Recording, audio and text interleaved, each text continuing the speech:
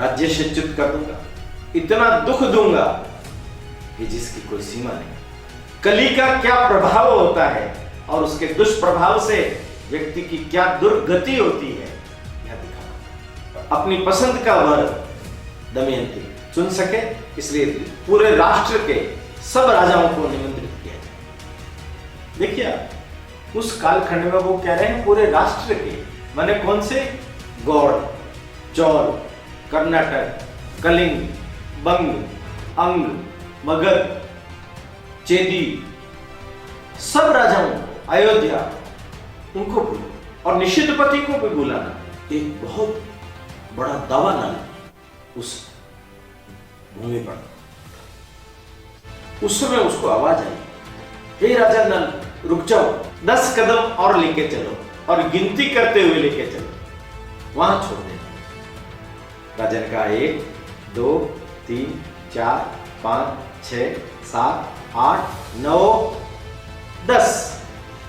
जैसे राजा ने कहा 10, वो जो सांप था उन्होंने राजा कहा 10 कि औरे छलिया, तुम कहां मुझे छल करके चले गए थे?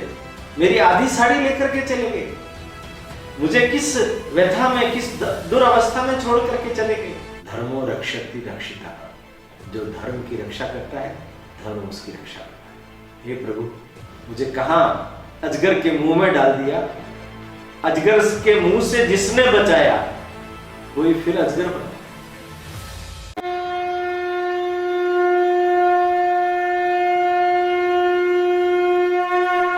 आज हमारे बीच में हमारे जो मुख्य उद्बोधनकर्ता हैं, हमारे प्रेरक, हमारे पथ प्रदर्शक, वर्ष 1986 से जो अपना जीवन राष्ट्र निर्माण और राष्ट्र सेवा के लिए समर्पित कर चुके हैं, ऐसे संघ के प्रचारक माननीय ओमजी भाई साहब, आप एक प्रखर लेखक, विचारक हैं। आप द्वारा कई पुस्तकें लिखी गई हैं, जिनमें मेवाड़ गौरव गाथा, जन जन के महावीर, पन्नादाय, बाबा रामदेव जैसी 25 पुस्तकों का आपने लेखन किया है, और जो आज हमारे बीच में हमारे ज्ञानवर्धन के लिए आज प्रकाशित होकर हमारे बीच में है। मैं आज के इस पुनीत अवसर पर मान्यवर भाई साहब से निवेदन करूंगी कि हमें प्रबोधन प्रदान करें। आदरणीय ओमजी भाई साहब।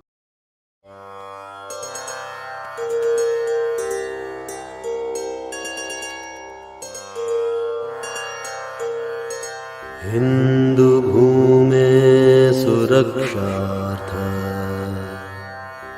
केशवेन विनिर्मितम् यं संघपोषितं येन गुरुं तं प्रणमाम्यहम्।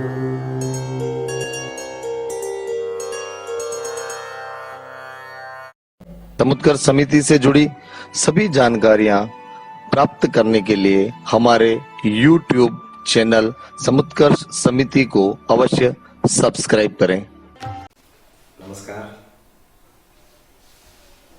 समुत्कर्ष व्याख्यान श्रृंखला,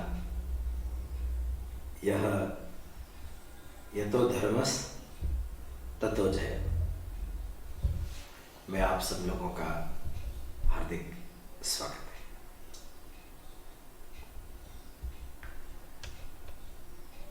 मित्रों, वन पर्व में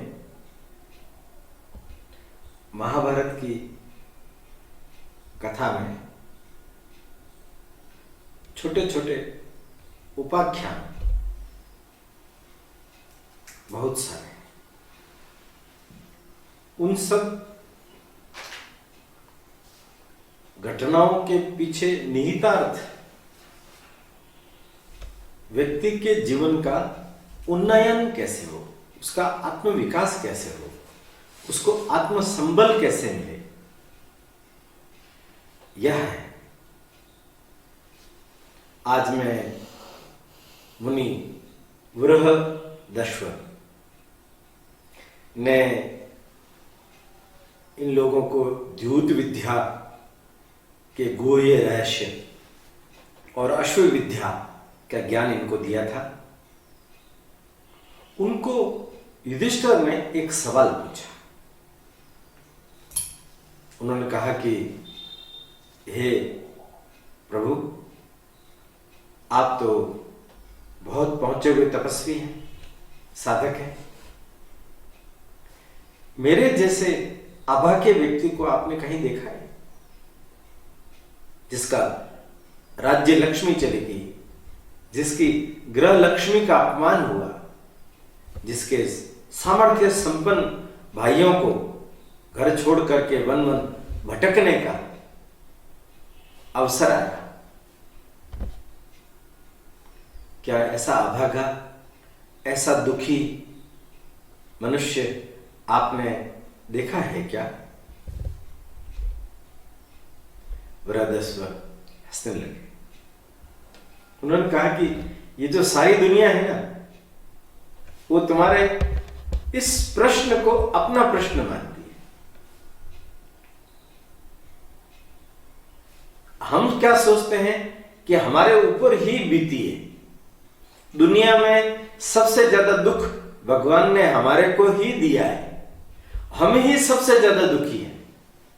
हमारे घर में क्लेश है, रोग है, शोक है, शत्रु है, दुख है, दुविधा है।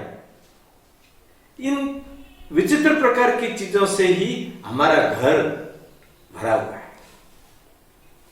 मेरे को भगवान ने बहुत कष्ट दिए, बहुत दुख दिए। यह यूनिवर्सल थिंकिंग है, सोच है। दुनिया भर का हर व्यक्ति ऐसे ही सोचता है। आप और हम सब लोग भी इससे अछूते हैं।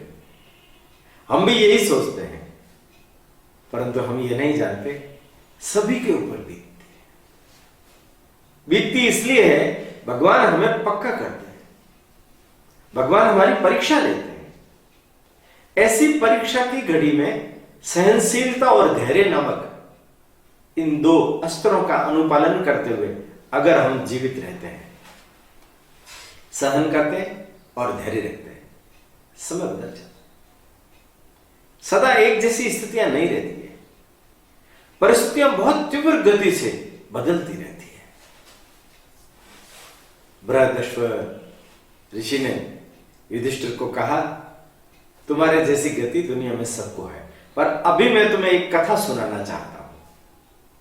वो जो कथा है, वो जब तुम सुनोगे तब तुम्हें मालूम होगा कि तुम जो हो और तुम्हारा जो दुख है वो तो उस कथा के समक्ष बहुत फीका है, नगण्य है, गौण है।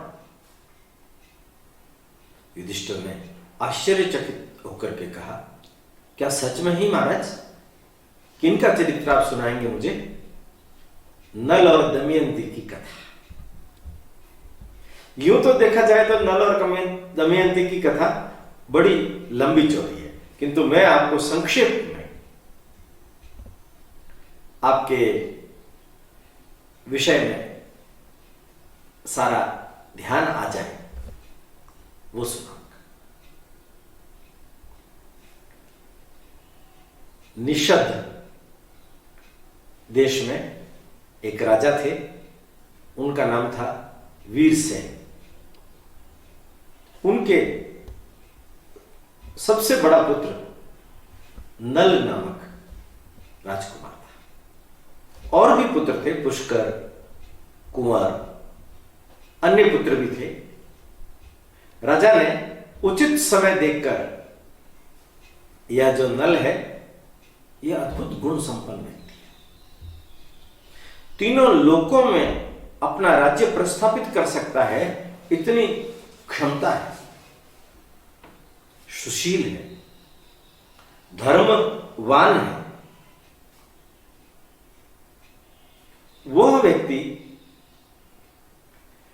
जब बड़ा होता है तो उसके पिता उसका राज्याभिषेक कर देते हैं,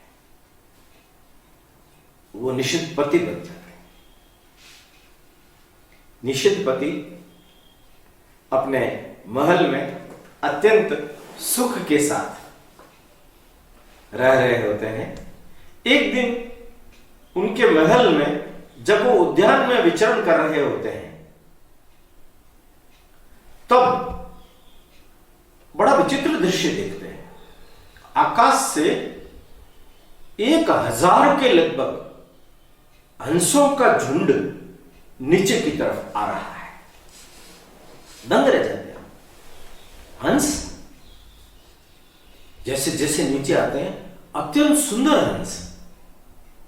उनमें से आगे एक हंस और हंसनी चल रहे होते हैं, उनका नेतृत्व कर रहे होते हैं। ये मुग्ध भाव से आगे बढ़ते हैं, आगे बढ़ करके उस हंस को गले लगा देते हैं, आह्लादित हो जाते हैं और अपनी बाहों में भर लेते हैं। कहते हैं ऐसा हंस मैंने आज तक कभी देखा नहीं। वो हंस मनुष्य के रूप में, देव के रूप में राजा नल को प्रणाम करता है। नल चकित रह जाते हैं। देववाणी बोलने वाला हंस कौन है ये तो मैं मेरे पास रखूंगा। साथ में जो उनकी हंसनी, कहते हैं कि ये सरस्वती के श्राप से, सरस्वती का जो मुख्य वाहन है हंस, उसका नाम है बाण भद्र और ये सोनकला उसकी पत्नी है। सरस्वती के श्राप को पूरा करने के लिए वो आते हैं। क्षमा याचना करने पर सरस्वती कहते हैं नल और दमयंती को मिलाने का काम तुम्हारा है। यह जिस दिन तुम पूरा कर लोगे तब तुम्हारा श्राप मुक्त हो जाएगा और तुम लौट जाओगे। सोनकला कहती है नहीं नहीं, आप मेरे पति को अपने पास ऐसे मत रखिए, आप हमें खुला रखिए, हम आपके बहुत काम आएंगे। तो राजा नल ने कहा कि क्या काम आओगे? हंस ने कहा आप नहीं जानते, एक दूर दक्षिण में एक राज्य है, उस राज्य के राजा के यहां एक राजकुमारी है, उसका नाम है दमयंती। अद्भुत रूप लावण्यवती है। राजा का नाम है भीमक। वह राजा और उनकी वो जो कन्या है वो देव आशीर्वाद से पैदा हुई है और उनके वहां पर उनके 3 लड़के भी हैं, दम, दांत और दत्त।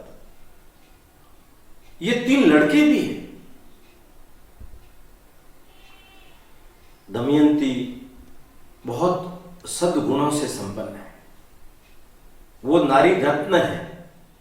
जिस प्रकार आप नरों में रत्न है, उसी भांति आपका परिणय, आपका विवाह अगर दमयंती से हो जाए, दमयंती के मन में भी आपके प्रति प्रेम पैदा हो जाए, तो यह जोड़ी इस दुनिया को सुख पहुंचाते हुए दुनिया का शासन करती रहेगी। नल ने कहा कि क्या तुम ऐसी अद्भुत नारी को अच्छे से जानते हो और मेरा संदेश उस तक ले जाकर के कह सकते हो कि मैं उनसे प्रेम करता हूं, मैं उनसे विवाह करना चाहता हूं? अवश्य। उन्होंने हंसनी को कहा तुम यहीं रहो, राजा के संरक्षण में रहो, मैं दमयंती तक जाकर के वापस आता हूं। वो तो तीव्र गति से उड़ान भरता है, दमयंती के पास। दमयंती मिलती है। वो दमयंती को अपनी सखियों से अलग करते हुए ऐसे हंस को देख करके वो मोहित होकर के उसके पीछे पीछे चल पड़ती है। सखियां पीछे छूट जाती है। तब एक स्थान पर वह हंस उससे कहता है,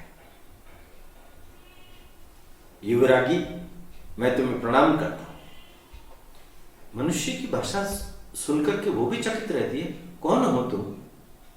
क्या देव हो या कोई अन्य विद्याधर? नहीं, मैं हंस हूं और तुम्हारे लिए उचित संदेश लेके आया। निषिद्ध देश के जो पति हैं, अधिपति, वो है नल, कामदेव का अवतार है। सर्वगुण संपन्न है, और वो तो उनसे प्रेम करते हैं। दमयंती खो गई ख्याल। मैंने उनका नाम तो सुना है, पर वो मुझसे प्रेम करते हैं। क्या तुम उनका चित्र रेखांकित कर सकते हो? अवश्य। वो हंस उकेलता है। उनका तो रूप कामदेव से भी अधिक सुंदर है, देवताओं से भी अधिक सुंदर है। मैं और मेरी कलम उसको उकेर नहीं पाएंगे, फिर भी मैं कोशिश करता हूं। उन्होंने जो रूप उकेरा, अभी वो मोहित हो गए। दमयंती कहने लगी, अद्भुत। और उसने अपने गले का हार निकाल करके रेखांकित नल के गले में डाल दिया, उसके ऊपर रख दिया। हंस कहने लगा, ये क्या कर दिया आपने? इसका अर्थ समझती हो? उनका समझती हो। मैंने नल का वर्ण कर दिया, अब वही मेरे लिए अभिष्ट है, अन्य कोई नहीं। मैं उन्हें पति के रूप में वर्ण करती हूं। अब विरह वेदना इतनी बढ़ गई है हंस, तुम जल्दी से हम लोगों के मिलाने का कोई उपक्रम करो। दमयंती की तबीयत खराब हो गई, अस्वस्थ रहने लगी।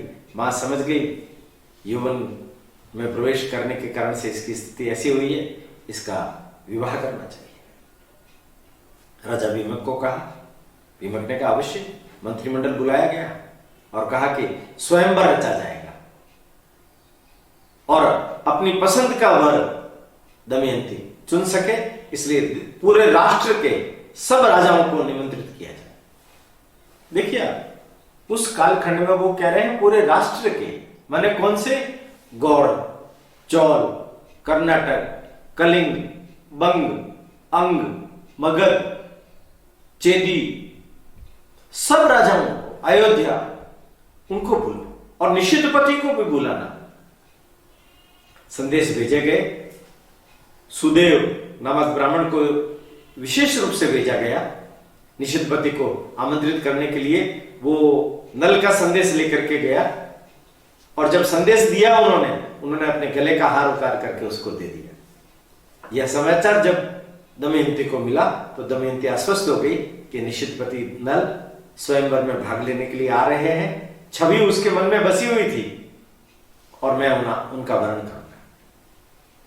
स्वयंवर शुरू। स्वयंवर की सूचना देवलोक में भी पहुंच गई। यह अनिंद्य सुंदरी है, विश्व में इसके मुकाबले कोई सुंदर नहीं है। स्वर्ग की अप्सराएं तक भी फीकी है उसके समक्ष। लोभ जगा। इंद्र, यम, अग्नि, वरुण, ये दिक्पाल भी, लोकपाल भी स्वयंवर में शामिल होने के लिए चल पड़े। वहां जाकर के उन्होंने देखा नल को जब देखा तो वो तो दंग रह गए। उनका ये तो साक्षात देवतुल्य व्यक्तित्व है, इसके सामने तो हम भी फीके पड़ रहे हैं। निश्चित रूप से दमयंती नल का ही वर्ण करेगी, इसको रोकना पड़ेगा। कैसे करें? इन चारों ने षड्यंत्र किया और नल का रूप धारण करके नल के बाजू में ही आकर के बैठ गए। महामंत्री शुद्धशील ने स्वयंवर का आयोजन प्रारंभ किया। वो दमयंती के साथ साथ चलने लगे, एक एक राजा का परिचय कराते। शांत भाव से दमयंती आगे बढ़ती जा रही है अपने गंतव्य की ओर। और जाकर के उसने देखा नल आ रहे हैं, पर नल के आगे चार नल और। शुद्धशील के सामने भी चकित रहने का अवसर था कि निषिद्धपति 5 रूपों में। अरे अब क्या होगा? धर्म पर बहुत आस्था थी दमयंती की, नित्य पूजा आराधना भी करती थी। इष्ट देव को स्मरण किया, पितृ देवताओं को स्मरण किया। हाथ जोड़ करके कहने लगे, मुझे कुछ रास्ता सुझाओ। इन 5 में से कौन असली है और 4 कौन छद्मवेशी है? अचानक उसके दिमाग में एक हल निकल आया उनका कि मैंने सुना है देवता भी आए हैं। नारद ऋषि आकर के कह करके गए थे। इसका मतलब देवता है तो देवता है अनिमेष, पलके नहीं झपकते, उनके चरण जमीन से ऊपर रहते हैं, श्वेत पसीना नहीं होता। मनुष्य में तो ये सब होता है। उसने ध्यान से देखा, पहला नल मनुष्य है, चारों अनिमेष, पैर ऊपर है। निश्चिंत होकर इष्ट देवताओं का स्मरण करके, उन देवताओं को प्रणाम करके, इंद्र इत्यादि देवताओं को प्रणाम करके, और कहा कि मुझे क्षमा करें, मैं नील नल का पहले से ही वर्ण कर चुकी हूं। नल के गले में वरमाला, नल और दमयंती का विवाह। 1 महीने भर तक वहां रहे भीमक के राज्य में, फिर लौट गए। इधर इन चारों ने प्रसन्न होकर नल को आशीर्वाद दिया। इंद्र ने कहा तुम्हारे राज्य में वृष्टि की कोई कमी नहीं है। यम ने कहा अकाल मृत्यु नहीं होगी। वरुण ने कहा कि तुम जिस स्थान पर जाओ उसको स्थल जल जो चाहो वो बना सकते हो, स्थल को जल, जल को स्थल बना सकते हो। और अग्नि ने कहा मैं तुम्हें भोजन बनाने की एक ऐसी विधि देता हूं कि तुम रसमयी भोजन आराम से बना सकते हो, बिना किसी संसाधनों के। चले गए, लौट रहे थे स्वर्गलोक की ओर, देखा कली, द्वापर समाप्त हो रहा है, कली का प्राकट्य धरती पर हो रहा है, कली आ रहा है मदमता हुआ। उसने भी सुना था स्वयंवर के बारे में, मैं दमयंती से विवाह करने के लिए जा रहा हूं। इंद्र ने कहा कि दमयंती का तो स्वयंवर हुए ही 1.25 महीना हो गया, तुम लोग भी स्वयंवर में भाग लेने के लिए गए थे। हाँ, तो क्या हुआ? उन्होंने नल को वर्जित कर दिया, गुस्से में आ गए। उसने कहा मैं नल को राज्य से च्युत कर दूंगा, इतना दुख दूंगा कि जिसकी कोई सीमा नहीं। कली का क्या प्रभाव होता है और उसके दुष्प्रभाव से व्यक्ति की क्या दुर्गति होती है, यह दिखा दूंगा। क्रोध में भर करके वह चल पड़ा और जाकर के मौका तलाशने लगा कि मैं नल के शरीर में प्रविष्ट कर।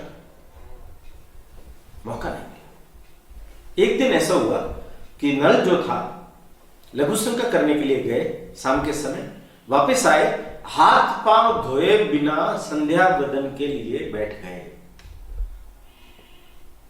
देखिए आप, हमारे यहां सुचिता का महत्व कितना अधिक है। कली जैसा दुर्देव दानव भी प्रविष्ट करने से डर रहा है, किंतु उसको मौका मिल गया।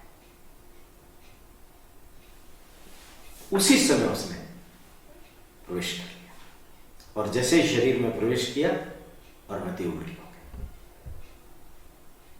मति उल्टी हो गई। उसने द्रुकोदर नामक एक अपने शिष्य को भी बुला लिया और उसको कहा कि तुम इसके अंदर द्यूत क्रीड़ा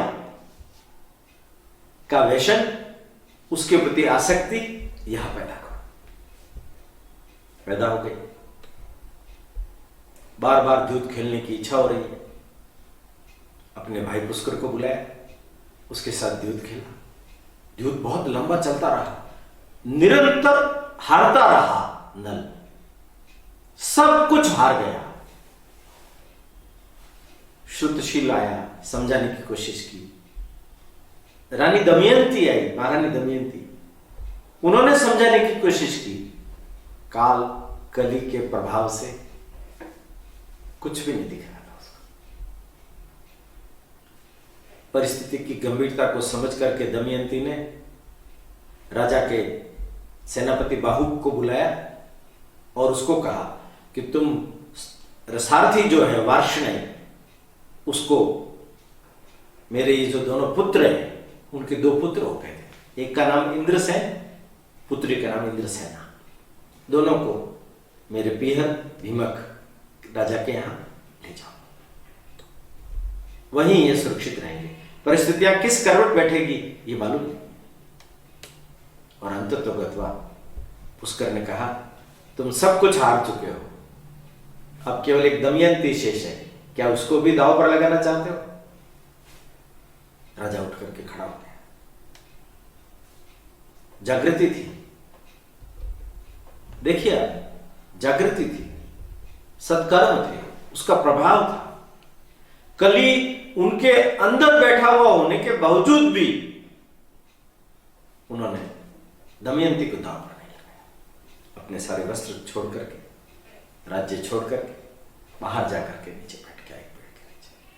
दमयंती को जब ये मालूम पड़ा, वो भी एक वस्त्रा होकर के सब कुछ छोड़ करके और अपनी प्रिय सखी केसनी को वापस उनके साथ भेज करके और राजा के साथ आ गए। राजा ने बहुत समझाया, तुम अपने पिता के घर चले जाओ। उनका नहीं, पत्नी जो है, बड़े बड़े लोग कहते हैं पत्नी वैद्यक होती है पति के, वो मित्र होती है।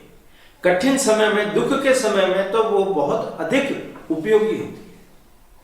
उनका ये सब बात मैं जानता हूं, पर मेरी परिस्थिति कैसे रहने वाली है ये तुम नहीं जानते। बहुत रास्ते हैं, तुम्हारे पियर का रास्ता ये जा रहा है, तुम चली जाओ।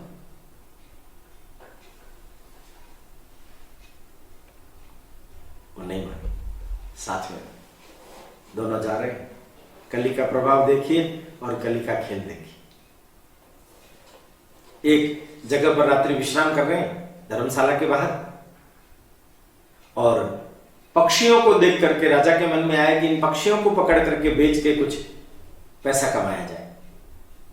और वो जो पक्षी थे वो उनके पहना हुआ कपड़ा उसको लेकर के उड़ गए। राजा नंगा हो गया। पक्षी हंसने लगे, हम पक्षी नहीं है, हम वो पासे हैं जो तुम खेल करके आए। पत्नी ने अपनी साड़ी को आधा फाड़ करके रोक दिया। आधी साड़ी पत्नी के पास, आधी साड़ी पति के पास। रात हुई, सो गए। नल ने सोचा मेरे साथ में ये रहेगी तो अत्यधिक दुख पाएगी, नहीं तो ये पियर चली जाएगी तो सुखी हो जाएगी। यह सोचकर सोती हुई अपनी पत्नी को छोड़कर नल वहां से चल दी। मन नहीं माना, वापस आए, फिर छोड़ दी, वापस आए, फिर चल दी। अंततोगत्वा मन पर कठोरता रख करके उसके हित के लिए वो उसको छोड़ के आ गए। आगे गए, जाकर के देखा एक बहुत बड़ा दावा नल उस भूमि पर था। उस समय उसको आवाज आई, हे राजा नल रुक जाओ, रुको। राजा नल रुके, देखा मैं सांप हूं, मैं इसके बीच में फंस गया हूं, तुम मुझे बचाओ, मैं तुम्हारा भला करूंगा। राजा गए, देखा एक बहुत बड़ा सांप, उठाया उसको, बहुत भारी था। उनका तुम बहुत भारी हो, तुम्हारे को लेकर के मैं इतना नहीं चल पाऊंगा। उन्होंने अपने रूप को छोटा कर लिया और छोटा करके कहा मैं हल्का हो गया हूं, अब तुम मुझे लेके चलो। लेके चले, अग्नि से बाहर जैसे ही किया और राजा उसको छोड़ने लगे तो उसने कहा अभी नहीं, 10 कदम और लेके चलो और गिनती करते हुए लेके चलो, वहां छोड़ देना मुझे। राजा ने कहा 1 2 3 4 5 6 7 8 9 10।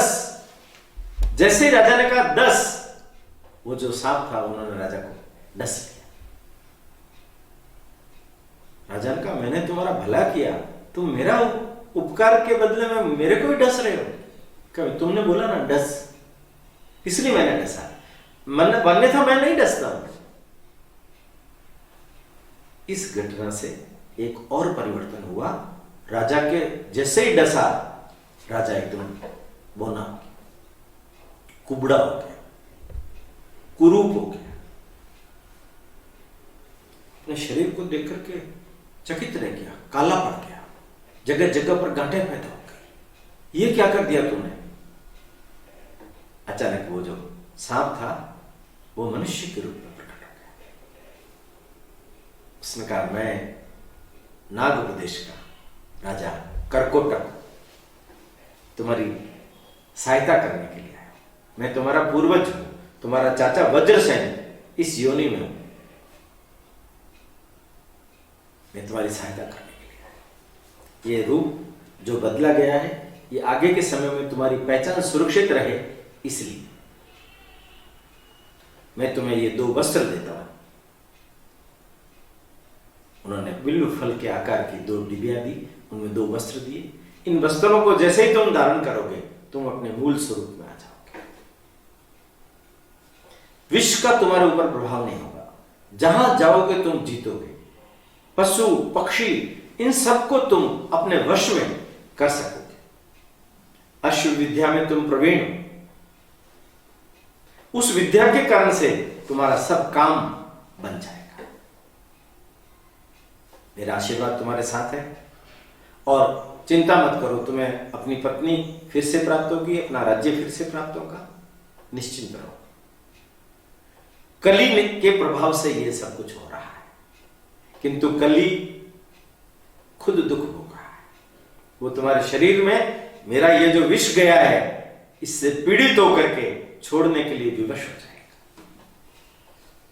अंतर ध्यान हो गया। यह आगे बढ़ा और अयोध्या कौशल प्रदेश वहां गया। वहां देखा एक हाथी उस नगरी के बाहर मदमत होकर के भटक रहा था। सब तरफ से आवाजें आ रही थी, बचो बचो, लोग भाग रहे थे। अरे कुबड़े, तुम कहां जा रहे हो, तुम भी बचो। इसने उस हाथी के मस्तक के ऊपर मुष्टिका का प्रहार किया। ये उछल करके उसकी ऊपर चढ़ गया, नीचे से ऊपर से चारों तरफ से उसको मारने लगा। हाथी ध्वस्त हो गया। गुस्सा करता करता पस्त होकर के बैठ गया। ऐसे हाथी को जिसने अपने वशीभूत कर लिया, वो कौन है? राजा ऋतुपर्ण। उन्होंने बुलाया। ये कुबड़ा इसने किया। उनका तुम कौन हो? उनका मेरा नाम बाहुक है। मैं राजा नल के साथ में उनकी अश्वसेना को संभालता था। मैं पशुओं को संभालना जानता हूं। उन्होंने कहा ठीक है, आज से तुम मेरी अश्वशाला के प्रमुख। वहीं पर उनका जो वार्ष्णेय सारथी था, वो और जीवक नामक दोनों वहां काम करते थे। उनके साथ वो काम करने लगे। अश्व संचालन में बहुत माहिर था। तो राजा ऋतुपर्ण ने कहा कि मुझे तीव्रगामी घोड़े बहुत पसंद है। तुम हमारे घोड़ों को प्रशिक्षित करो और वो अत्यंत तीव्रता से चल पड़े, ऐसे करा। राजा वहां उनकी सेवा में लग गया, उनको महल दिया, सब सुविधाएं दी। वो वहां रहने लगा। उधर दमयंती विरहाग्नि में जलती हुई देखा, पति रात को छोड़ के चले गए। ढूंढती रही, विरह व्यथा में बिलखती रही, रोती रही। हे अशोक, तुम्हारा नाम तो अशोक है, क्या तुम मेरे शोक का हरण नहीं कर सकते? मेरे पति कहां चले गए? वो कहां भटक रहे होंगे? मेरे अभाव में वो कैसे जी पा रहे होंगे? उनके अंदर भी तो विरहाग्नि होगी। भटकती, बिलखती, रोती वो जा रही थी। अचानक सामने से एक बहुत बड़ा अजगर आया। उस अजगर ने इसको अपने शरीर निकल लिया। पास में एक कोई व्याघ्र शिकारी था। उसने देखा, अरे ये किसी युवती को अजगर ने लिया। वो जानता था। उसने तुरंत अपने पास का साधन लिया और अजगर के पूंछ को काट देने से अजगर की शक्ति क्षीण हो जाती है। पूंछ को काट दिया और फिर दांतरे से उसको चीर करके और उसको बाहर निकाल दिया। पास की नदी में ले जाकर, तालाब में ले जाकर के स्नान कर, पानी डाल करके उसको धोया। होश में आई, तब कुछ दूध जैसा उसको पदार्थ दिया, रस दिया, वो ठीक हुई। इसके रूप सौंदर्य को देख करके ये व्याघ्र था, इस काम मोहित हो गया और उसने, हे सुंदरी, मैं तुम्हें अपनी रानी बनाऊंगा, इस प्रकार की अनर्गल जब चर्चा शुरू की, फिर से दमयंती ने कहा, धर्मो रक्षति रक्षिता, जो धर्म की रक्षा करता है, धर्म उसकी रक्षा करता है। हे प्रभु, मुझे कहां अजगर के मुंह में डाल दिया। अजगर के मुंह से जिसने बचाया वही फिर अजगर बन रहा है। मुझे बचाओ। कहते हैं कि देव योग से उसी समय बिजली आकाश से गिरी और वो व्याघ्र वहीं ठूठ ढेर हो गया। ये गई, चलती रही। एक आगे जाकर के देखा तो जंगल के अंदर हाथियों, घोड़ों, ऊंटों के साथ में एक सार्थवाहा करोड़पति व्यक्ति, सेठ, वो अपने सामग्री के साथ में जा रहा था। चेकिंग दरिस किया, जाकर के देखा उनके साथ साथ बिना कुछ बोले चुपचाप चलती रही, पीछे पीछे अपना जप करती रही, अपना भगवान का नाम लेती रही। दुर्देव देखिए, हाथियों के एक झुंड ने, जंगली हाथियों के झुंड ने सार्थ पर आक्रमण कर दिया। पूरा छिन्न विच्छिन्न हो गया। जो कुछ बचे वो जान बचा करके भागने लगे, उनके पीछे ये भी जाने लगी। राजा सुबाहु की नगरी में पहुंच गए। ये जानती थी सुबाहु की जो पत्नी है ये इसकी मौसी है, पर इसने अपने आप को छुपा के रखा। बच्चे लोग पीछे पड़ गए, पत्थर फेंक रहे हैं। राजमहल के झरोखे से रानी चंद्रमती, राजमाता, वो देख रही थी। उन्होंने इसको बुलाया, देखा तुम कुलीन लग रही हो चेहरे से, किंतु दासी जैसा तुम्हारा स्वरूप कैसे है? उसने कहा मेरे पति ने मुझे छोड़ दिया, मैं विरागिनी में उनको ढूंढ रही। अच्छी कुलीन लड़की देख करके उन्होंने कहा तुम मेरे यहाँ रहो। उनका आप क्या एक शर्त पर रह सकते हो, आप मुझे ये नहीं पूछोगे कि मैं कौन हूं, क्या हूं, कहां से आई। दूसरा, पर पुरुषों से मेरी रक्षा करोगे, किसी का जूठा नहीं खाऊंगी, किसी के चरण में नहीं दबाऊंगी, मैं दासी का काम अंतःपुर में कर सकती हूं। वो समझ गई। उन्होंने अपनी बेटी सुनंदा को बुलाया और कहा ये तुम्हारी सखी है, सखी के रूप में तुम इसे अपने साथ रखो। वो वहां रहने लगी। राजा भीमक के पास में इंद्रसेन और इंद्रसेना जब पहुंच गए तब उनको सारी घटना के बारे में मालूम पड़ा। राजा नल छोड़ करके चले गए, गुप्तचरों से पता चला। उन्होंने कहा उनको तो ढूंढना पड़ेगा, मेरी बेटी को ढूंढना पड़ेगा। उन्होंने सर्वत्र गुप्तचर भेजे।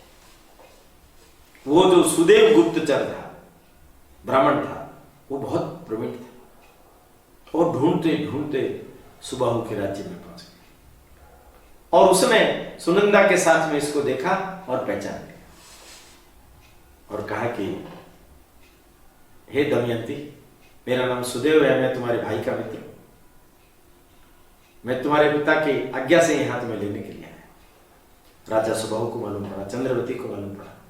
उनका ये तो मेरी दमयंती है। ये तो दमयंती के तो जब पैदा हुई थी तो उसके भाल के ऊपर एक लाल रंग का चंद्रमा का चिन्ह था जो उसको अद्भुत रूप देता था। वो तो दिख ही नहीं रहा है। सुनंदा थोड़ा सा पानी लेके आई, उसके सिर पर मला तो चंदन लगा हुआ था, वो चंदन से हट गया, नीचे वो निकल गया। निकलते उसका कुलीनता और वो जो कुलीनता का प्रतीक वो प्रकट हो गया। उनका हाँ ये वो विदा किया दमयंती। दमयंती पिता के घर पहुंच गई। अब मां को कहने लगी मैं तो आ गई हूं और मैं तो साधारण वेश में ही रहूंगी। मैंने प्रतिज्ञा की है जब तक मेरे पति मुझे नहीं मिल जाएंगे तब तक मैं इस अवस्था में ही रहूंगी। गुप्तचरों को भेजा गया। गुप्तचर गए। परनाद नाम का एक चर था, वो कौशल प्रदेश में गए। इसने कहा था कि जहां जहां गुप्तचर जाए वहां एक वाक्य बोलना है कि ओरे छलिया, तुम कहां मुझे छल करके चले गए थे, मेरी आधी साड़ी लेकर के चले गए, मुझे किस व्यथा में, किस दुरावस्था में छोड़ करके चले गए, क्या तुम्हें दया नहीं आई? बस इतना बोलना। अगर नल होगा वो इस बात को पहचान पाएगा और वो फिर क्या बोलता है, क्या कहता है, उसके आधार पर आगे की कार्रवाई निर्णय करेंगे। परनाद इधर उधर घूमते घूमते आखिरकार पहुंच गए कौशल देश और राजभवन में जाकर के राज्यसभा में उसने ये वाक्य दोहराया।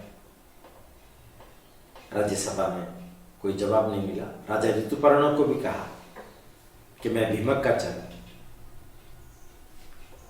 फिर वो जब नीचे की तरफ लौटने लगा तो उसके पीछे पीछे ये कुबड़ा बाहुक पीछा करने लगा। उसने उसको रोका और उसने कहा कि तुम, जिसने भी ये संदेश तुम्हें दिया है उसको कहना मेरी परिस्थिति ऐसी थी, मैं उसे दुख में नहीं डालना चाहता, वो अपने पिता के घर में जाकर के आराम से रहे, ये मेरी मनसा थी।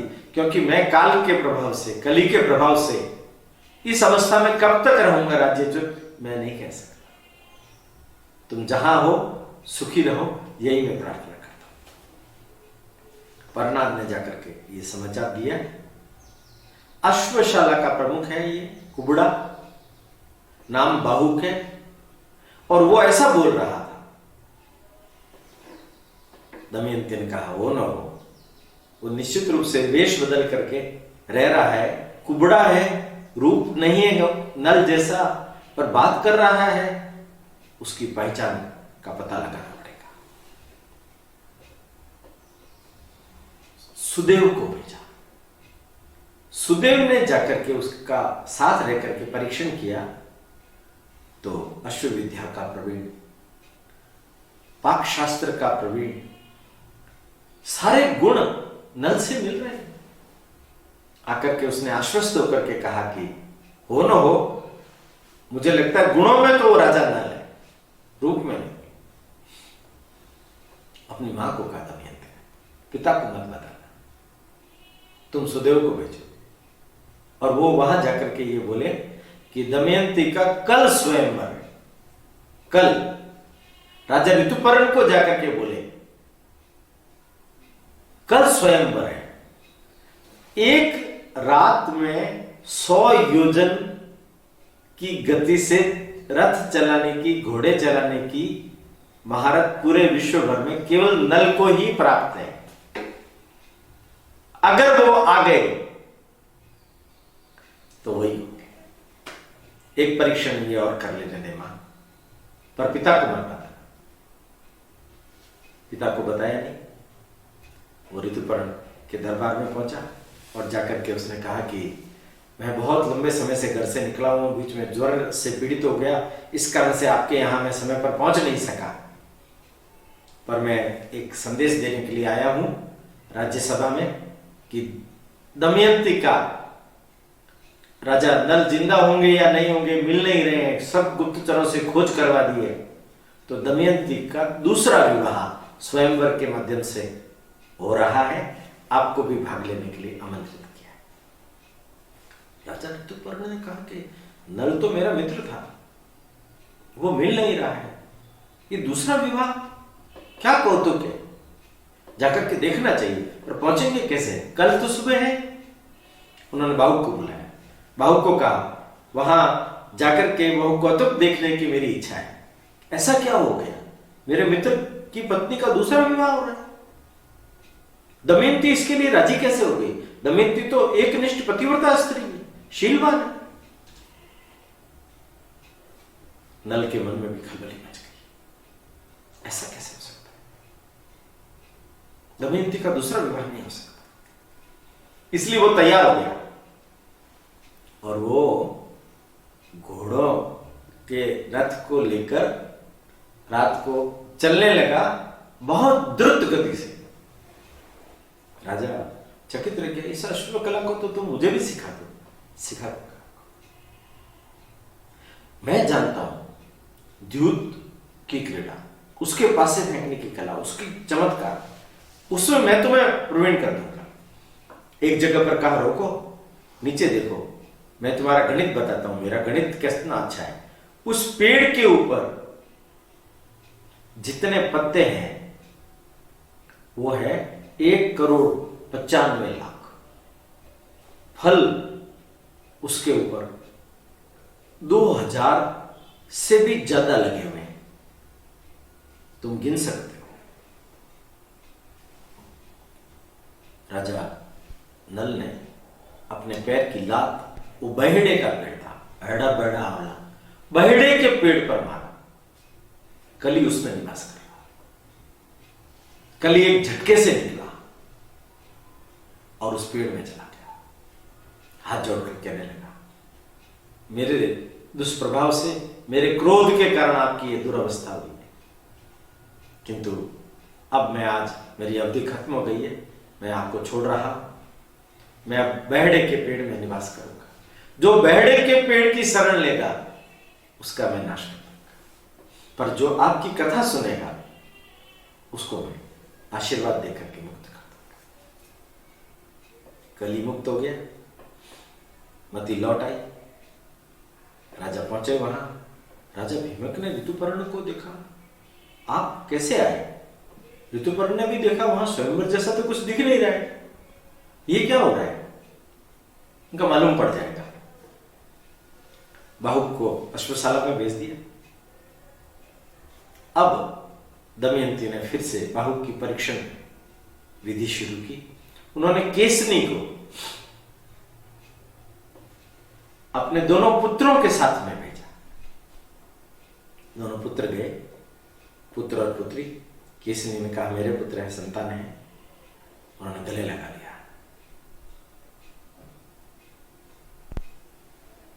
वात्सल्य भाव से उत्प्रेरित हो केसनी किसी न किसी बहाने से उनका परीक्षण करने के लिए आती जाती रही। नल ने कहा कि नहीं, तुम मत आओ, लोग उल्टा कुछ सोचेंगे। जब पूरी तरह से आश्वस्त हो गई दमयंती, तब राजा को बुला करके कहा कि यही नल है, केवल रूप में फेर है, इनको राजभवन में बुलाइए, इनका सच सामने आ जाएगा। बाहु को बुलाया गया। ऋतुपर्ण की आज्ञा लेकर बाहु राजमहल में गया और दमयंती के समक्ष पहुंचा। दोनों भाव विभेद हो गए। दमयंती प्रणाम कर रही, और मेरा ऐसा कौन सा अपराध हुआ जिसके कारण से आपको मुझे छोड़ करके जाना पड़ा? क्या आपको मेरे ऊपर कोई विश्वास नहीं? राजा ने कहा, नहीं, मैं तुम्हारे हित के लिए, तुम अपने पिता के घर आ जाओगी, सुरक्षित हो जाओगी, यही सोच करके तुम्हें छोड़ा। पर तुम ये बताओ, तुम तो एकनिष्ठ थी, फिर ये स्वयंवर वाला क्या? उनका ये केवल मात्र योजना थी आपको यहां बुलाने की, क्योंकि 100 योजन दूरी को एक रात में पार कर लेना आपके सिवाय दूसरा कोई नहीं कर सकता। मन का संशय था। इंद्र ने आकर के कहा कि यह दमयंती, ये तुम्हारी पत्नी है, तुमसे अनन्यतम प्रेम करती है, आज तक तुम्हारे ही विरह में बिलखती फिर रही है, तुम मिल जाओ तो इसकी दौड़ पूरी हो। राजा नल ने अपने पास वो जो वस्त्र थे करकोटक के दिए हुए, वो जैसे ही अपने कंधे पर डाले, वो अपने मूल स्वरूप में आ गए। सब लोग हर्षित हुए। राजा ऋतुपर्ण अपने मित्र को देख करके खुश हुए। फिर दोनों मिले, वो घर लौट गए। 1 महीने भर यहाँ रुकने के बाद राजा नल को कहा कि जाकर के पहले अपना राज्य प्राप्त करो, फिर दमयंती को भेजेंगे। कुछ छोटी सी टुकड़ी देकर के भेजा गया। राजा नल ने निषिद्ध जाकर के अपने भाई पुष्कर को कहा कि या तो फिर से पासे खेल या युद्ध में धनुष की टंकार होगी, दोनों में से कोई एक रास्ता चुन ले। वो भी सत्ता के मद में मदोन्मत्त हो गया था। भाई को वापस आया देख करके उसके भी मन में वापस राज्य की लिप्सा जागृत हो गई, छोड़ना नहीं चाहता था। पासे खेले गए, सभी पासों में पुष्कर फिर सब हार गया। राजा ने उसको गले लगाया, कहा तो मेरा भाई है, तुम्हारा राज्य सुरक्षित रहेगा। उसको सुरक्षित भेज करके अपनी पत्नी दमयंती को बुलाया और ठाट बाट से आगे 10,000 साल तक वो पृथ्वी पर पृथ्वीपति बन करके राज्य करने लगे। हे राजन, बृहदश्व ऋषि कह रहे युधिष्ठिर कि राजा नल तो केवल अकेला ही था, द्यूत के बाद पत्नी को भी छोड़ दिया था। तुम तो सौभाग्यशाली हो, तुम्हारे चारों भाई और पत्नी, ब्राह्मण लोग, ऋषिगण लोग, ये सब तुम्हारे साथ हैं, तुम्हारा दुख बांट रहे हैं, हल्का कर रहे हैं। उस एक अकेले ने अपना दुख झेला था, इसलिए उनकी महत्ता अधिक है। तुम तो अभी वापस प्राप्त कर लोगे अपना राज्य।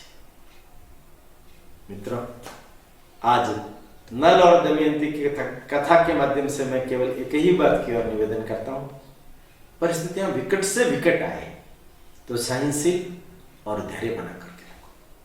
और दुनिया में कोई अछूता नहीं है जिससे दुख नहीं हो, पीड़ा नहीं हो, रोग नहीं हो।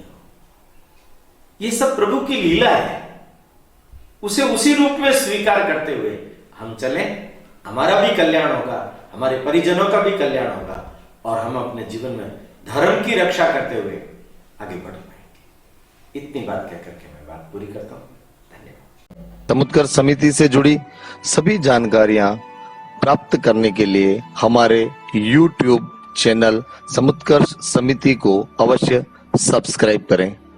आप सभी का समुत्कर्ष समिति के प्रति यही स्नेह और आत्मीय भाव बना रहे।